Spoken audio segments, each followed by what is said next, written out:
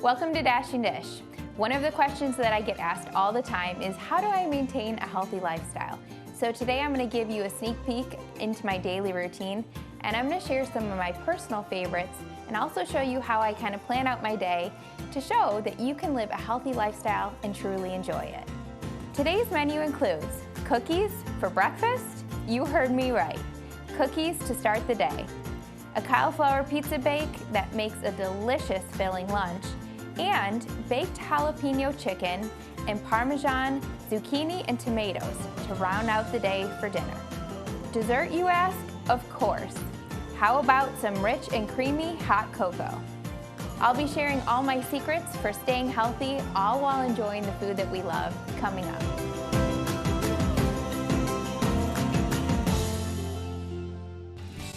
Oftentimes people ask me, how do you live a healthy lifestyle? And a lot of times people want a look into my daily life to sort of figure out the tricks or the ways that I meal prep and create healthy food for a living. And a lot of times I think that people think I do some sort of extraordinary thing in order to live a healthy lifestyle, but really it's just everyday, simple, consistent choices that play out over time. For me, being healthy is a combination of taking care of my body and my soul. So when it comes to eating healthy, I would say that I eat healthy about 80% of the time. I still have treats, I still go out and have ice cream from time to time, but I love to create recipes that nourish me and my family at home.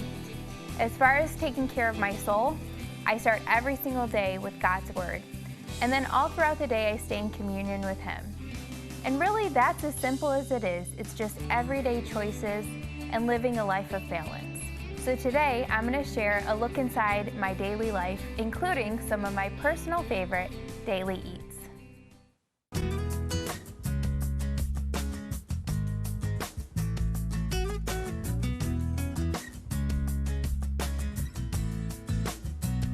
All right, so we're kicking off a look into my daily life, of course with breakfast, because that's how I start my day.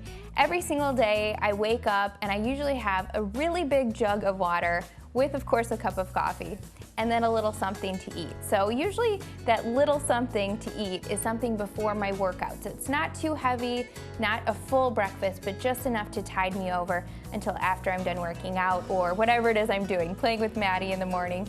So I usually have something light, and the breakfast cookie that I'm making today is the perfect option if you're on the go or you want something that's light for breakfast.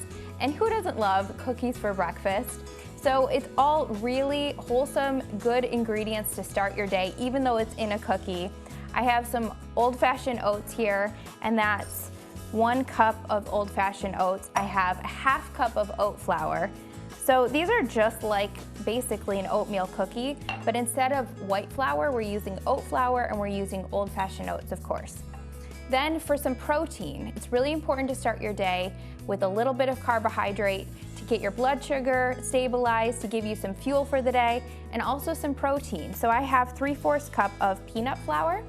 And peanut flour is, there's a lot of different brands out there, but basically it's just dehydrated peanuts, the fat taken out, and it's just the protein and the flavor of peanut butter. So what's not to love about that? If you love peanut butter, you'll love peanut flour. If you don't have that on hand, however, you can use protein powder or some additional oat flour. I also have some baking soda and some salt. And usually how I like to start my day is I like to spend some time just reading my Bible, and first thing when I wake up, have it alongside with some coffee. Usually I do it before Maddie's up, so I wake up really early, like 5 o'clock in the morning, so that I can have that quiet time to start my day with nobody making noise, nobody needing me in the house. And then after I have a little bit of something to eat, then I usually have a workout or I go for a walk, something to move my body most days of the week. And then after that, I come home and I take a shower, get ready really quick for the day, and then I have some sort of shake or smoothie, something that's really satisfying and refreshing after my workout. So I added about a 1/4 cup of sweetener, so I did some monk fruit sweetener, but you could use any kind of sweetener you like if it's granulated. So coconut sugar, sugar in the raw, stevia, whatever it is that you like. Then for my wet ingredients, I have a 1/2 cup of applesauce and 2 eggs.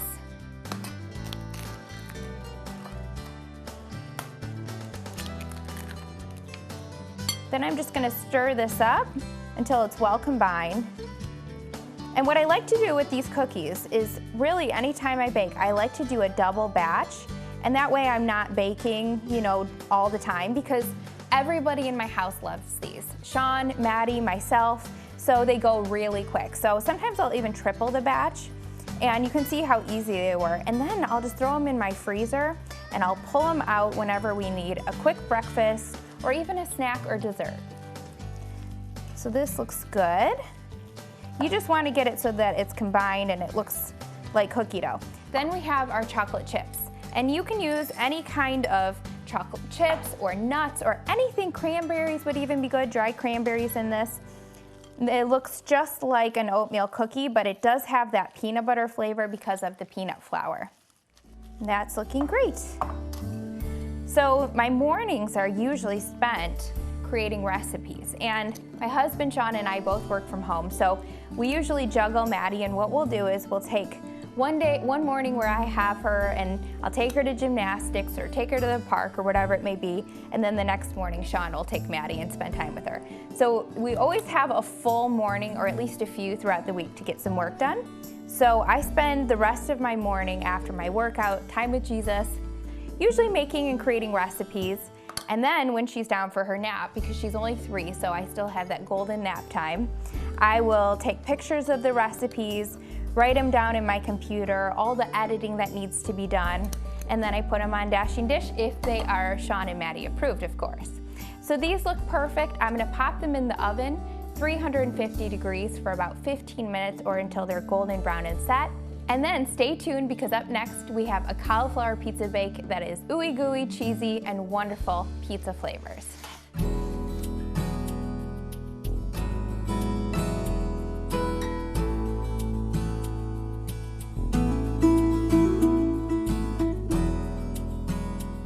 Okay, so now we're on to lunch. And usually when it comes to lunch, I like to make something that is a big batch prep. So how I do that is Saturday or Sunday before the week begins, because lunchtime is super busy in our house.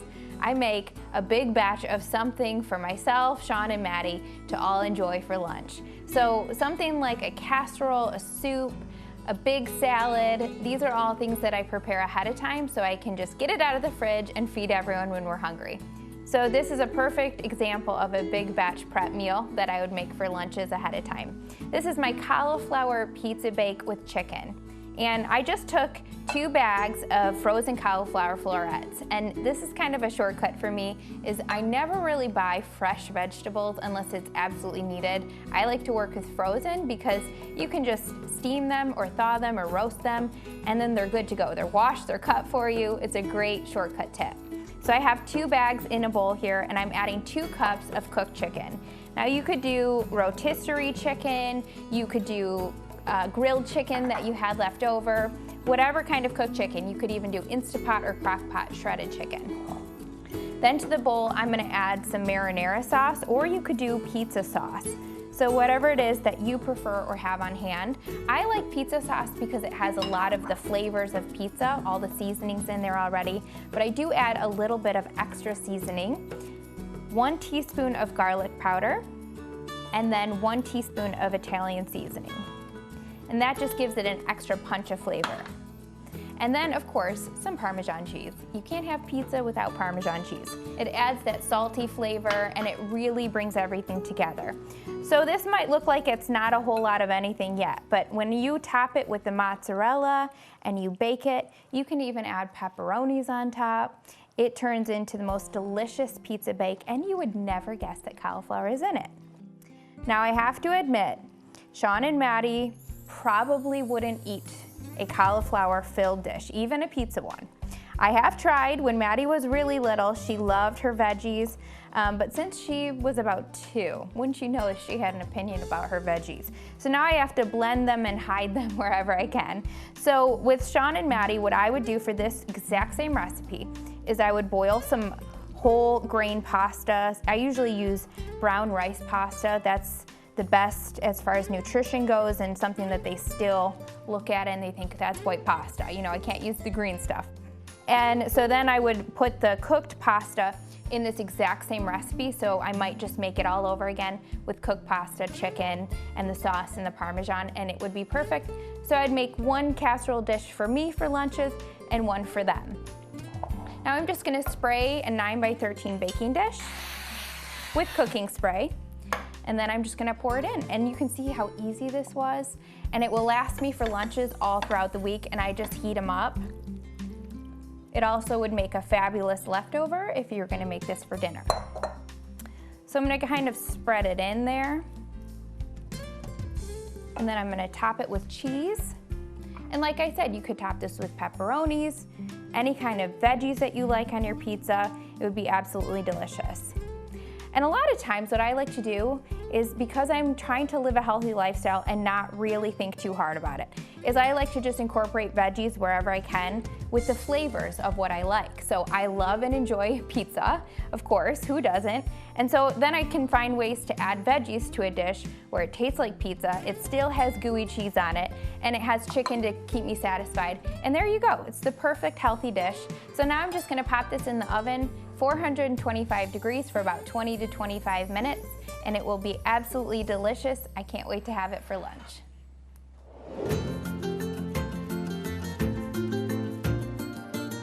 Coming up next, eating a healthy, balanced diet doesn't have to be boring.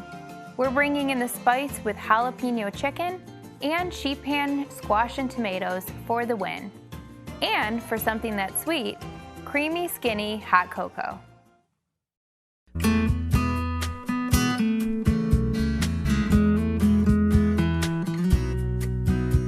It's so easy, but it looks, what is the word I want to say? Not luxuriant. It looks luxurious.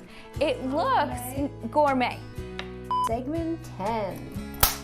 Okay, so now we're on to dinner. And for dinner, I make quick, easy, healthy meals. Usually, most of the time, it's just something that takes under 30 minutes.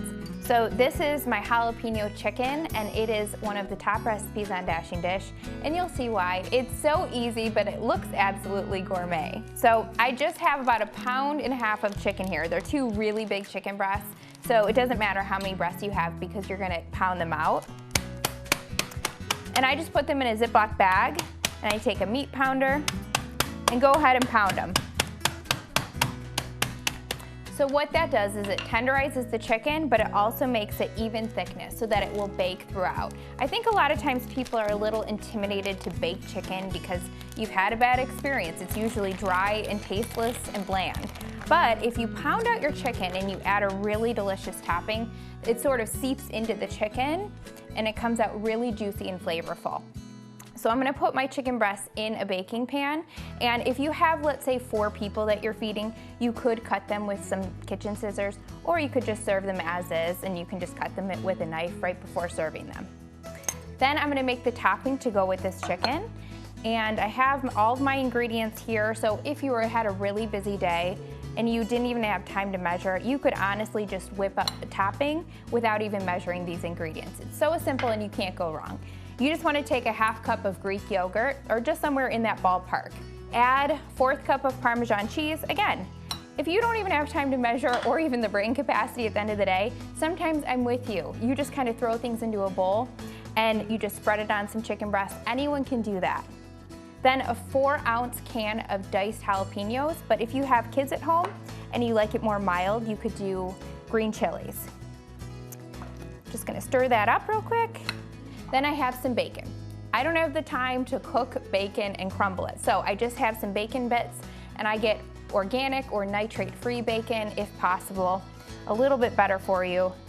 And I'm gonna just kind of eyeball this. I'm gonna do about a 1/4 cup of the bacon. You could always top it with more later on. And then 1/2 teaspoon of garlic powder. And so this adds a lot of flavor. This is where the jalapeno bacon chicken comes in, is this topping. And I think that one of the things for me that is such a time saver, and also it just rescues me so many times when it comes to my busy weeknights, is just planning ahead at least what I'm gonna make. Even if I don't pre-prep anything, I don't cut anything, wash anything ahead of time, then at least knowing a plan for the week is really key. So Just having a grocery list, a meal plan written out, even if you just have your dinners planned out, it can really save you a lot of times from just grabbing something from takeout or eating something that's not as good for you. And I'm telling you, this was so easy. This was about 10 minutes. It'll bake for about 20 minutes, so that's a 30-minute meal right there. Then I'm gonna top it with some extra cheese here. And this is something that everybody will like. And like I said, you could even do some mild green chilies or leave them out if you're serving this for kids.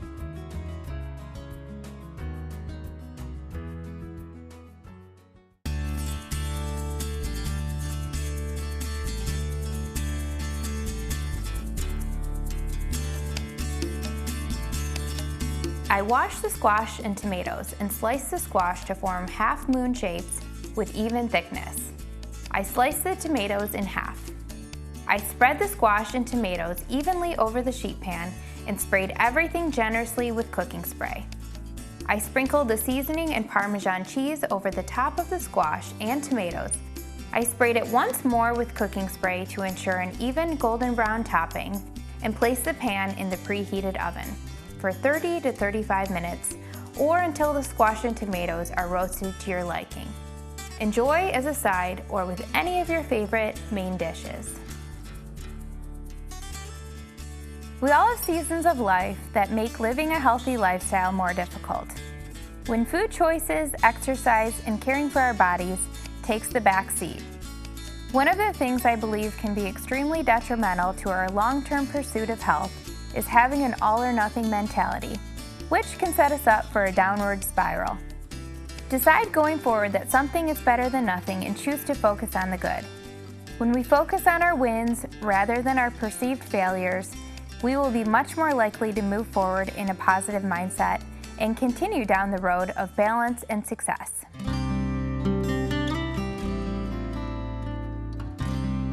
What does a successful day look like to you?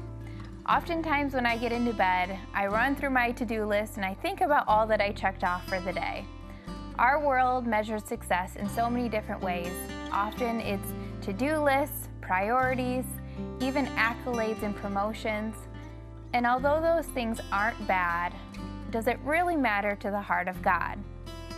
Oftentimes when I think about what matters to God's heart, I think about how He told us to become like a little child.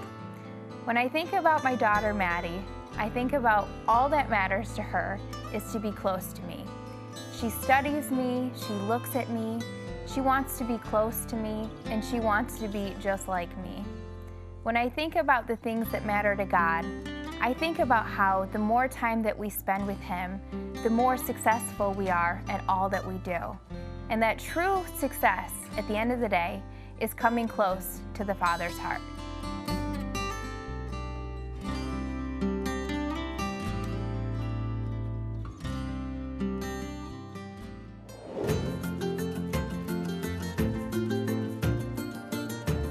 Coming up next, when I'm craving sugar, I indulge in a no sugar added hot cocoa. Rich, creamy, chocolatey, it hits the sweet spot every time.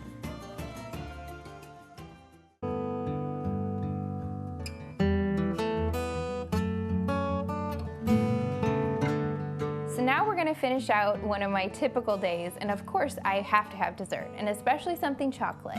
After dinner, I don't know about you, but I'm always looking for something sweet. So this is the perfect way to end the day, and it makes me feel really satisfied because it's a warm, chocolatey drink. I'm starting with 2 cups of almond milk that are warming in a pot. You could also do this in the microwave if you just want to do it really quick. So I'm just heating it over low heat just until it starts to have a little bit of steam coming off. Then I'm going to add some cocoa powder. And a lot of people don't think about making their own hot chocolate because they think, you know, just use the packets. Why not? But those packets are actually filled with sugar, chemicals, and also a lot of calories. So this is about 50 calories and is the perfect way to round out your day. So 2 tablespoons of cocoa powder, just a pinch of salt, and that really is needed, just that pinch of salt. It gives it a lot of flavor. Then 2 tablespoons of maple syrup, and just about a teaspoon of vanilla. So I'm just gonna whisk this all together. I also have some monk fruit sweetener, And a lot of times with coffee, tea, or hot chocolate, I like to use the liquid sweeteners because it blends in really nicely versus the granulated stuff. So a lot of times I have liquid stevia or monk fruit sweetener in my coffee, tea, or in this case, hot chocolate.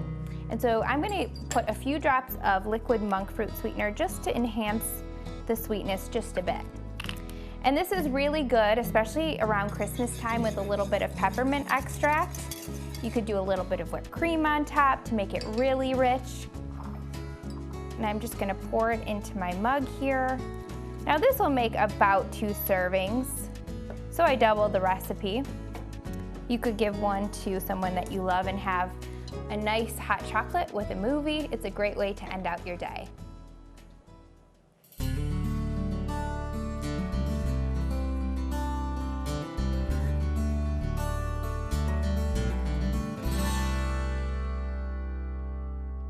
Well, I hope you enjoyed this look inside a day in the life and that it provided some inspiration, but also gave you some motivation and encouragement that eating healthy can be really simple. It doesn't have to be complicated, and it can be really delicious.